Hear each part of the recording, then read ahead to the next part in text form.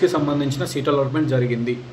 And first పేజ్లో ఎవరికైతే like seat వచ్చి సెకండ్ పేజ్లో ట్రై చేసిరో మీకు సెకండ్ పేజ్లో అలాట్మెంట్ అయితే అక్కడ సెకండ్ పేజ్ సీట్ చూపిస్తుంది, అలాటెడ్ ఇన్ సెకండ్ పేజ్ అని పడుతుంది. ఒకవేళ సెకండ్ పేజ్లో సీట్ రాకపోతే అక్కడ మీకు అక్నాలెడ్జ్మెంట్ ఫస్ట్ పేజ్ సీటే చూపిస్తుంది. ఫస్ట్ పేజ్ సీటే అలాటెడ్ ఇన్ ఫస్ట్ పేజ్ అని ఉంటుంది. అక్నాలెడ్జ్మెంట్లో కింద చూసుకోవచ్చు మీకు ఫస్ట్ పేజ్ కాలేజ్ ఉంటుంది, అలాటెడ్ ఇన్ పేజ్ 1 అని ఉంటుంది. అండ్ పేజ్ 2లో సీట్ వస్తే అలాటెడ్ ఇన్ పేజ్ 2 అని ఉంటుంది.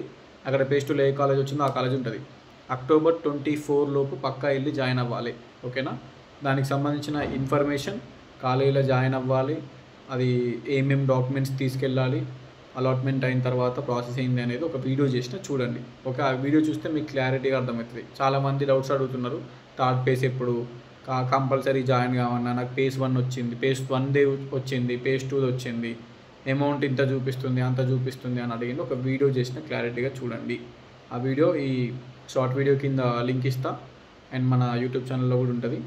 అండ్ అక్కడికి వెళ్ళి చూడండి, లైక్ ఏమేమి డాక్యుమెంట్స్ తీసుకెళ్ళాలి, ఎప్పుడు వెళ్ళాలి, అన్ని ఇన్ఫర్మేషన్ ఒక 7-8 minutes వీడియో ఉంది, చూడండి కంపల్సరీ.